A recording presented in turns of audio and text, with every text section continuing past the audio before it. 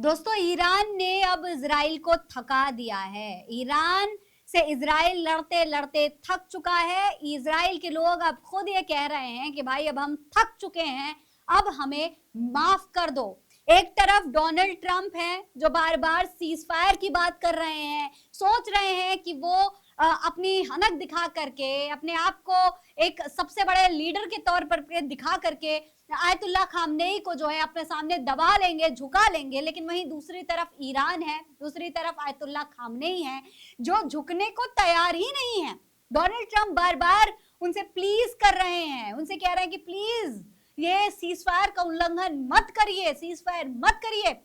वहीं दूसरी तरफ आयतुल्लाह खामनेई है जो तैयार ही नहीं है इस बात पर।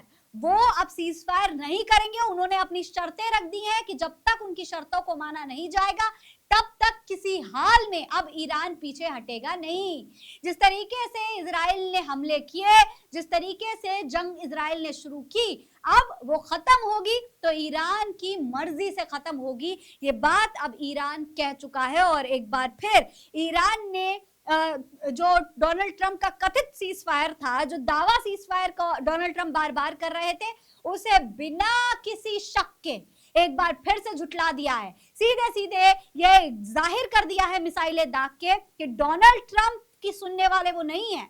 डोनाल्ड ट्रंप कितना भी उनको झुकाने की कोशिश करने, वो झुकने वाले नहीं है। इस पूरे मामले पर अब खबर ये आ रही है कि ईरान ने एक बार फिर से मिसाइलें गिरा दी हैं और ये सवाल खड़ा कर दिया है कि भाई ये सीज फायर है कैसा, जो डोनाल्ड ट्रंप दावा कर रहे हैं क्या वो झूठा है। देखिए, दैनिक भास्कर की खबर के मुताबिक 24 जून को तेल अवीव के लोगों की नींद मिसाइल अटैक के पहले बजने वाले सायरन से खुली।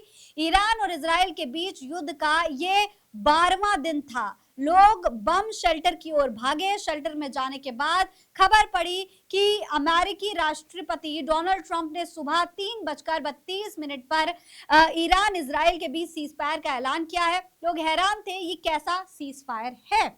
यानी कि एक तरफ डोनाल्ड ट्रंप सीज फायर का ऐलान कर रहे थे, दूसरी तरफ ईरान जो है वो हमले कर रही, लगातार हमले करता जा रहा था, लगातार हमले करता जा रहा था। डोनाल्ड ट्रंप के ऐलान का ईरान पर कोई असर नहीं हो रहा था। डोनाल्ड ट्रंप प्लीज प्लीज कर रहे थे, लेकिन ईरान कह रहा था कि भाई जब तक शर्तें मानी नहीं जाएंगी हम झुकेंगे नहीं। देखिए, ट्रंप के ऐलान के 1 घंटे बाद ही मिसाइल हमलों के जो सायरन थे वो बजना शुरू हो गए थे, ऐसा दैनिक भास्कर में दावा किया जा रहा है। लिखा यह है कि 24 जून की सुबह बाकी दिनों से अलग थी। हर दिन की तरह 1-2 नहीं बल्कि रुक रुक कर 6 बार सायरन बजे। यानी कि डोनाल्ड ट्रंप के जितने दावे थे वो सिर्फ धराशायी नहीं किए बल्कि बुरी तरीके से धराशायी कर दिए। ईरान लोगों को 6 बार बम्पर में जाना पड़ा। बम्पर के अंदर छोटे छोटे बच्चों को लेकर बैठे इजराइल के लोग हैरान थे कि सीजफायर के बाद भी ईरान से मिसाइलें कैसे आ रही। उसी वक्त मैसेज आया कि बम्पर में लंबे वक्त तक रुकना है।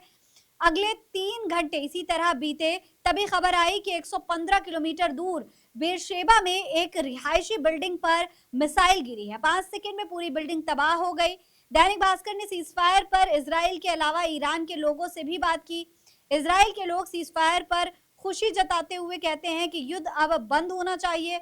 2 साल से लड़ते लड़ते हम थक गए हैं। वहीं ईरान के लोगों ने कहा कि अमेरिका और इजराइल को सबक सिखाना जरूरी है। यानी कि ईरान के लोग सीधे सीधे कह रहे हैं कि भाई अब बहुत हो गया।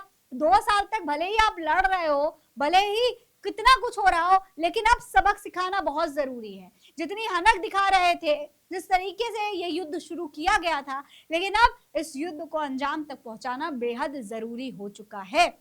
ईरान ने ठान रखा है कि जब तक फिलिस्तीन का, गाजा का और ईरान का हिसाब नहीं ले लिया जाएगा तब तक ये सीजफायर रुकने वाला नहीं है। दोस्तों, डोनाल्ड ट्रंप तिलमिलाए हुए हैं, तिलमिलाए इस कदर हुए हैं कि मीडिया के माइक पर गाली तक दे रहे हैं, भद्दी भद्दी गालियां दे रहे हैं, प्लीज प्लीज कर रहे हैं, लेकिन ईरान झुकने को तैयार नहीं है।